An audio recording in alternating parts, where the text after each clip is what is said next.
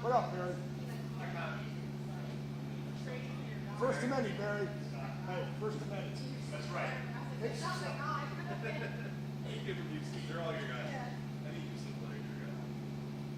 I think we need to take call that Jason will show up this year. I mean, you mean like at any point? No, you're supposed to get the year, right? At any point. 0.5 days. Wait, go for us. I mean, it's fairness.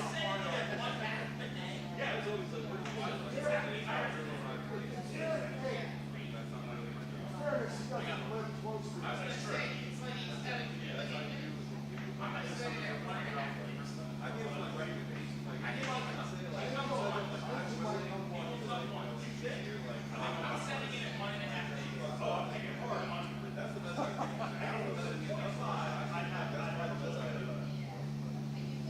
I think 1.5, I'll go with 1.5, because I think it'll be one. And like, because, you know, he goes down in the year, now you gotta sweat a little bit. She walks in right now. No, room. I think we got I mean, you get a right about her, like, so she's totally working at Festival Martinsburg. Oh, God. Oh, That's why but that'll be his one. that's exciting. Monday. That's what like I was right.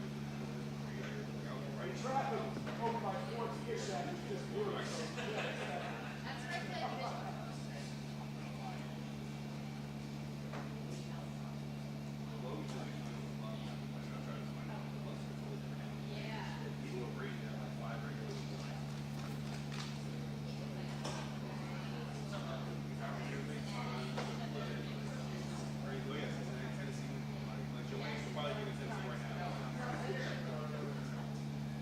We're talking about progress, how all this. Oh, I don't know.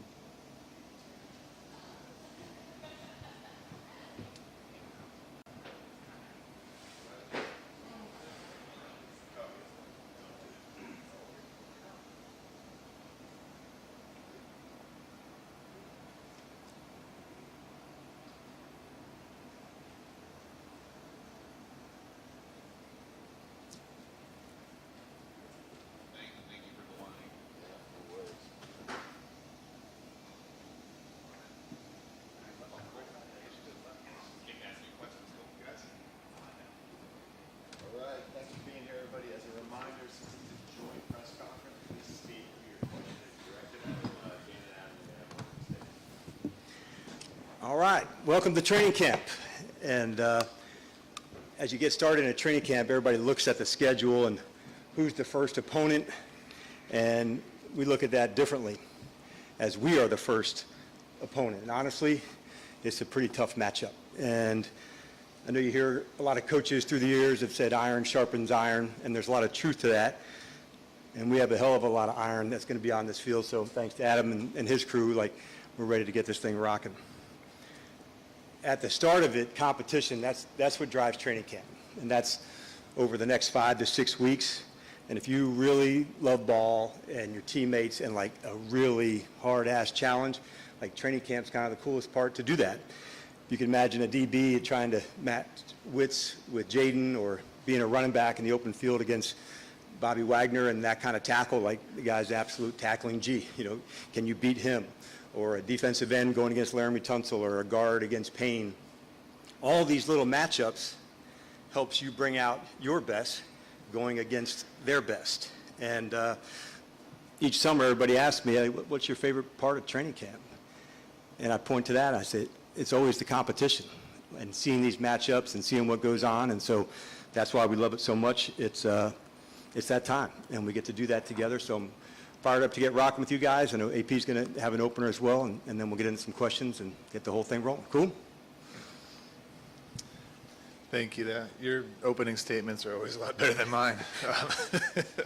I just want to start and say thanks for you guys for all being here, and really excited for this year. I know there's a lot of excitement last year, and this year feels even more for myself in terms of just what we've built here and what our ownership has allowed us to build. And you see, you won't be able to see everything right now, but as you guys get into it, we've done a lot of improvements to really everything here. We got a new bubble. I'm sure you guys have seen that out there. The fields look incredible. Shout out to Pete Benevento and his crew. But really, when you guys get into the building and the things that Josh has allowed us to build for the players, really proud of that and really thankful for that. We have a new locker room. We have new meeting rooms. We have a new nutrition center. Like I said, new bubble. It just goes on in terms of the things that we've been able to do. Tons of new recovery stuff for our players. So we're really proud of all that and really thankful to Josh and Mark Klaus and his crew for making this all happen. So just touch base on the recent signing. We signed Von Miller yesterday, and just really excited to add him to the fold too. Not only is he one of the best pass rushers of all time, but he's equally incredible in the locker room, and we're going to continue to bring guys like that in the locker room. So really excited about that move, and really with that, take your questions and get rolling. All right, Adam, this one, we'll start off with the fun stuff right away for you. What has been communicated to you about Terry, whether reporting or not reporting? What's been communicated to you about him? Yeah, we haven't spoken about that, but just like with really all of our players, we're expecting everybody to be here today. And then for both of you, he talked a lot last week about his situation, a lot of frustration. He talked about wanting to feel valued. I'm curious what you guys thought about that. And then, Adam, if you can talk about where things do stand with him as far as an extension. Yeah, I mean, first I think, without a doubt, I think everybody in this building values Terry very much. And we knew that coming in, and we knew that even more after spending a year with him. In terms of where we're at, we've had conversations recently, and we'll look to have some more conversations, and we're going to do everything we can in order to get a deal done. Adam, with regards to Von Miller, how much was just obviously his career speaks for itself, but how much was it like watching OTAs and minicamp thinking we need a little more, or was it sort of the plan to kind of add somebody all along? Yeah, I think just in our conversations with DQ and myself and the staff, we did see, pass rusher is something we still wanted to add throughout the time. During free agency, we looked to add a few guys and didn't work out. So, but we saved some money aside really in order to do this and find out the best guy out there. And I've had a lot of history with Von and know the type of person he is. Obviously, his play speaks for himself. And when you turn on the tape from last year, I was like shocked to see how good he still was and how well he got off the ball and just what type of impact he had on the field. And knowing the type of impact he had in the locker room in Denver, and then, you know, getting unsolicited calls from the teams that he's been on since then, talking about what a great guy he is, that really made it, you know, a really easy decision for us to bring him in. We brought him in a couple weeks ago, or I don't know, it's been a few weeks now, but had a great meeting with him and just knew he was the right guy to bring in, so we're thrilled to have him. And for both of you, apologies in advance, you guys had a pretty distraction-free season last year for the most part. There's been some news lately involving the stadium, the president weighing in on that. Does that get to any part of the building? Do you guys, is it something that you guys even think about, discuss, or what do you kind of react to that? Yeah, want me to take that? Sure. So, you know, I mean, look, we're really focused on everything in the building and getting ready for this season and getting our guys in here and getting the building ready, as I talked about with everything. And in terms of, you know, anything, whether it's the stadium or anything else, you know, those things aren't really, they don't come to our, you know, they don't really make it to us. So we really just try to focus on what's going on in here and getting ready for the season. Good afternoon, gentlemen. Coach's questions for you. Okay. I go back to last year, Sam Cosme's comments on Frankie Louvu, kind of getting to know him, and then kind of, I don't know, being surprised, but maybe being kind of just impressed by he's not just a linebacker, but he can rush. Like, that was kind of Sam's words. When you see that type of, like, maybe an unexpected characteristic about a player you brought in, what, as a coach, like, kind of how does that strike you? You know what's cool, David, about when you go from like year one to year two, they've now realized what other things can a person do, and highlighting how we feature players into different spots.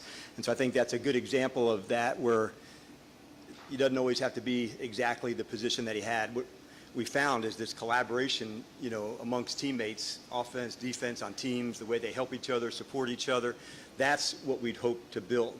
That's the standard of a commander, of somebody that's like digging in hard to try to get one another better. And that's kind of what the cool part of being a part of this team, the environment they created together to recognize these special traits in one another, and then saying, hey man, that's hard when you line up there or do this move, or I can see how you tipped it away, so be careful of that. So the feedback across the ball, in the locker room, outside the locker room, is what we'd hope to create an environment.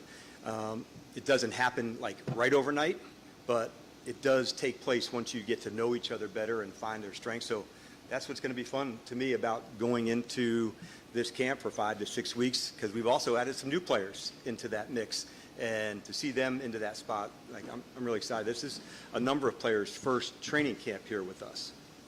And then you talked before about second-year players in the NFL, just general second-year players taking that biggest leap this season. How early can you kind of hope to really see signs of that expansion of their talents? Yeah, we had about, I guess, 10 rookies or so that were on the roster, maybe the 53, either at some point or most of the time last season.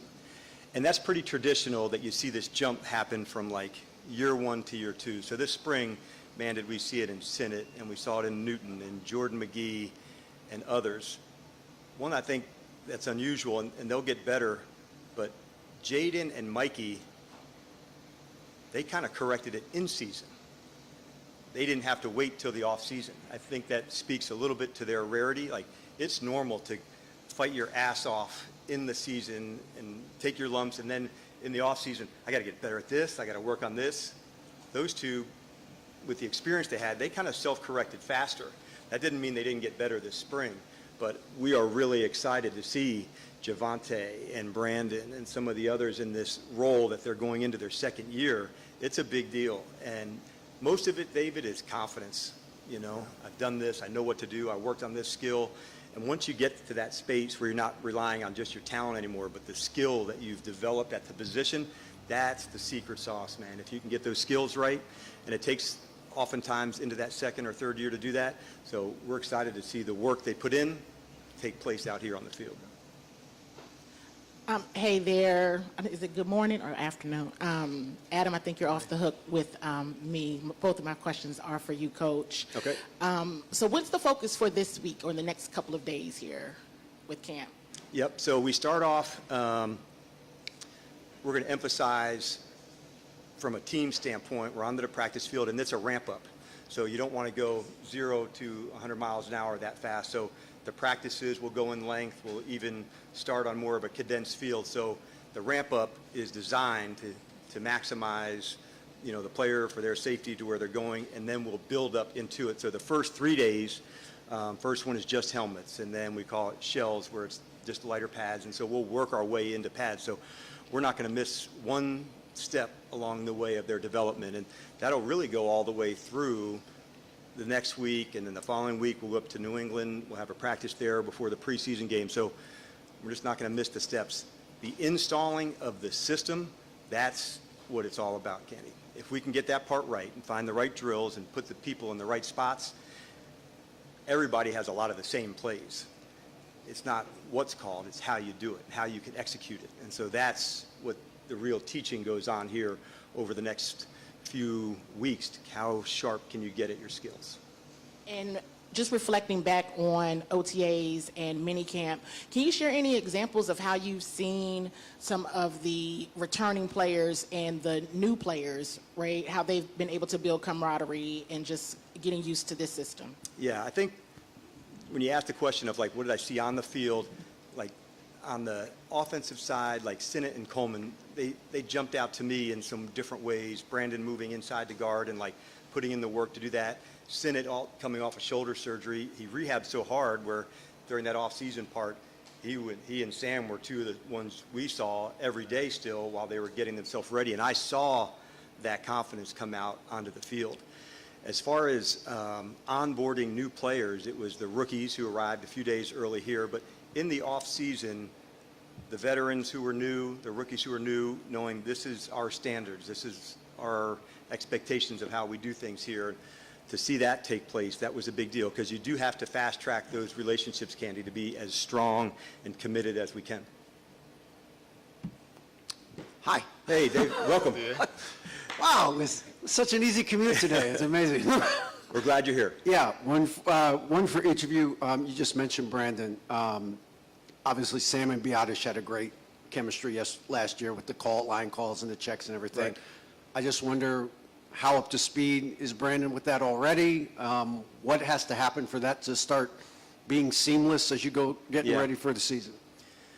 Well, the first thing is the communication, you know, playing next to somebody. And so with Laramie and Biotish and the voices and the calls, making sure those happen. The good news at that position, it's in the meeting rooms, it's in walkthroughs, it's on the field. And so I was pleased to see all that development take place for him. And he's had experience at it in college, so it wasn't so far off to change that. But we didn't move him around in the spring. We really said, hey, this is where we want you to lock in and go focus on. For Adam, you have a lot of moving parts with Terry. You have history, you have future, you have philosophy. I wonder where all of those points meet for you and the organization in terms of trying to find a deal that's fair for the organization, but also fair to Terry and what he means to the team.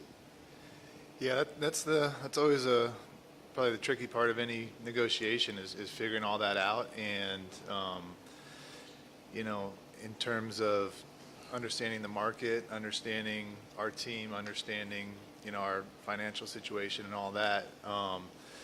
But you know, I don't think I've been a part of a negotiation where it's been really linear and smooth and everything like that. But I think, you know, understanding where they're at and understanding where we're at and trying to close that gap and come into something is really the kind of all the nuance of it and staying really above board and you know, negotiating in good faith. All those things come together and that's how you come to a deal. So as long as it fits in the construct of what you want to do and how you want to build it and what the player would, Terry in this instance, is, you know, comfortable with. So that's what we're working towards and we're having some good conversations and we'll continue to. For Adam, you had mentioned your past relationship with Von Miller and his kind of value in the locker room, but from the outside looking in, he's also someone who's had a couple of off-field suspensions in the past. So when you're maybe talking to fans, how heavily do you weigh those kind of off-field concerns and try to like relay that to fans when you're making those kinds of decisions?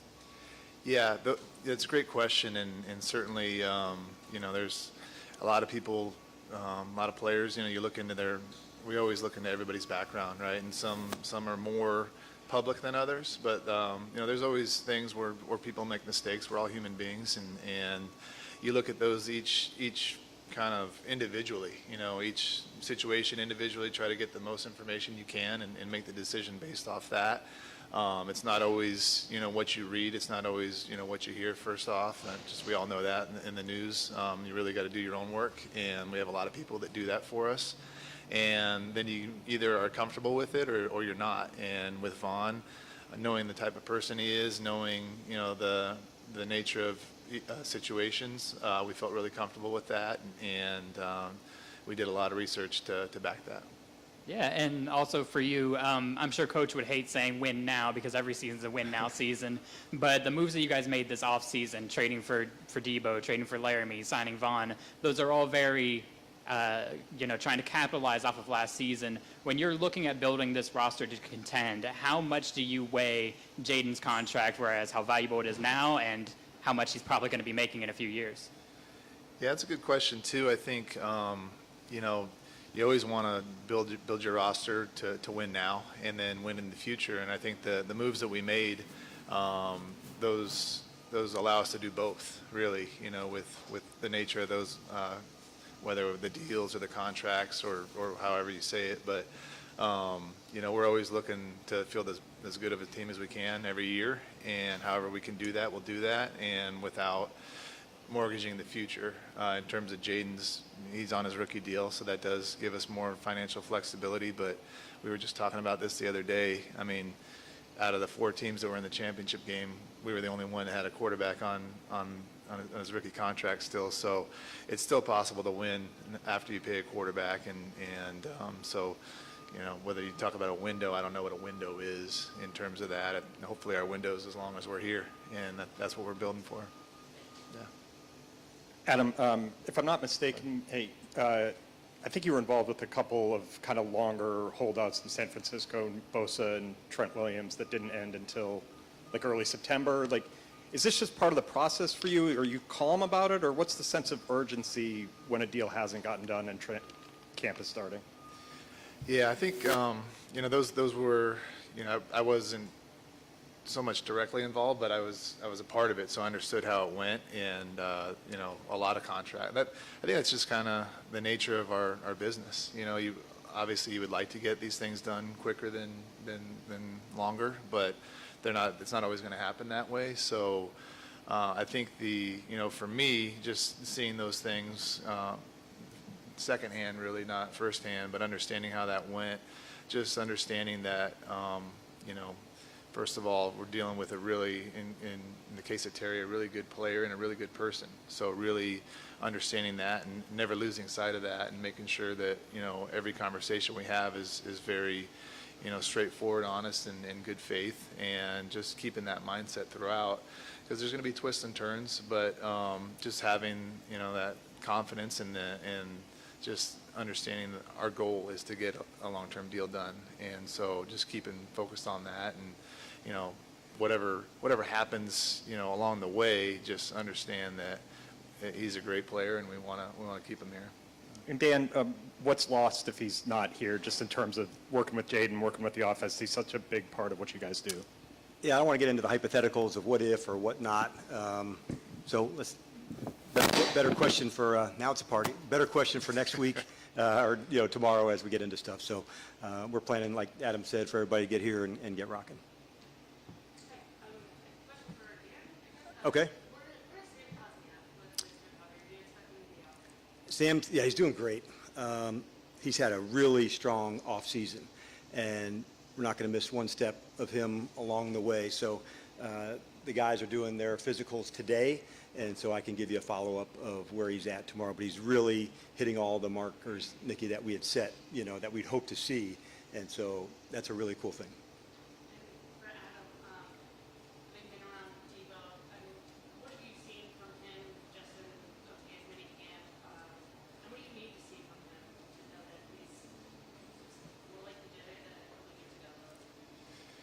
Yeah, I think with Debo, what I've seen is, and I didn't see him as last year in San Francisco, but just he's got he's always had a great joy about him, and it seems as good as it's ever been in terms of his love for being around football, playing football, being around his teammates, and being on the football field. And it was almost enhanced this spring, just the way maybe it's, and I don't want to speak for him, but maybe being in a new offense and having new challenges, he seems like he's really revitalized, and he's been an awesome teammate, and he's really in, you guys will see him, he's working his tail off to be in excellent shape. But the one thing that probably every player that comes here, and when we play in our offense, it's fast. So understanding that it's a little different than a huddle-up offense where you have to.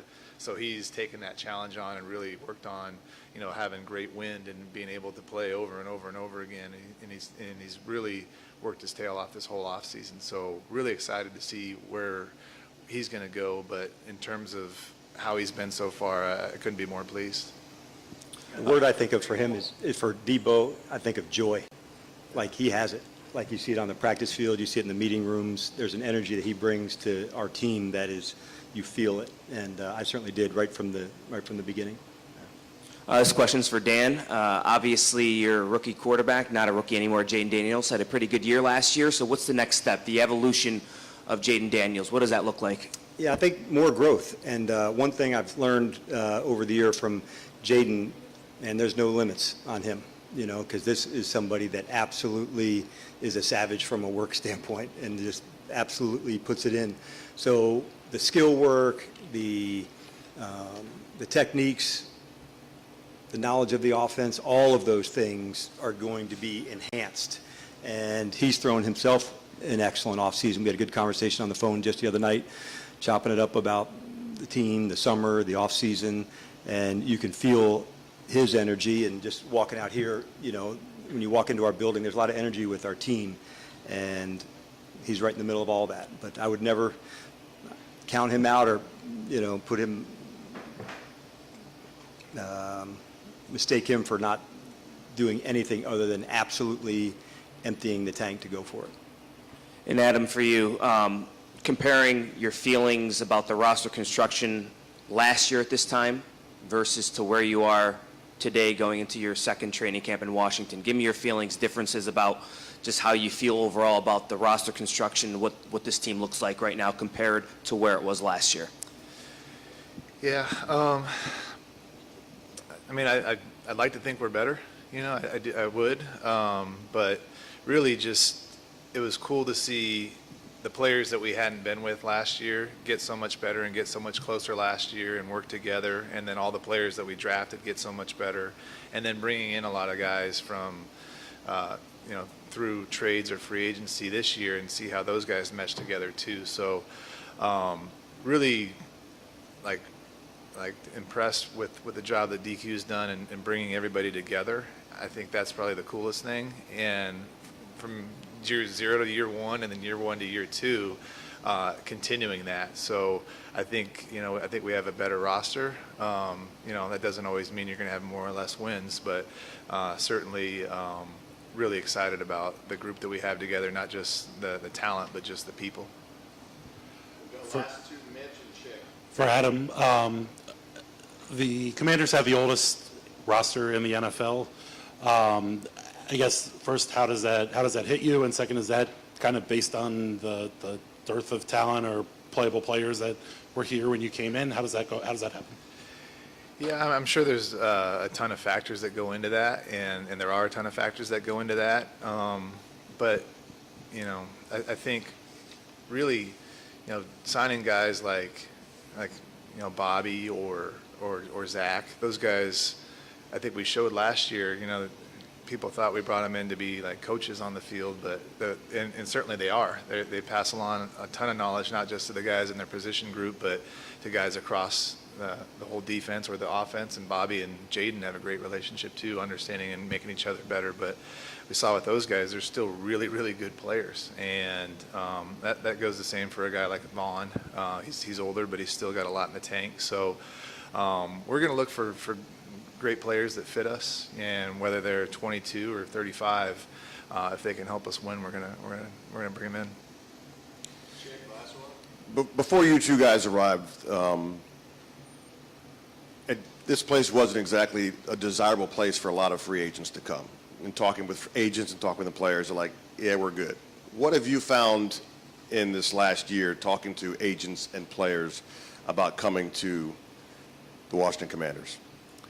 Yeah, that's a great question, and it really helped me a ton last year, having DQ here. And I think I've said this before, but not only players but coaches wanted to come coach for DQ, and players wanted to come play for DQ. You know, Tyler Biadasz wanted to come play here, and he wasn't a defensive player. You know, DA, Dante Fowler. There's a lot of really good players, Bobby Wagner, that would not have come here if we didn't have DQ. You know, so I think it starts there.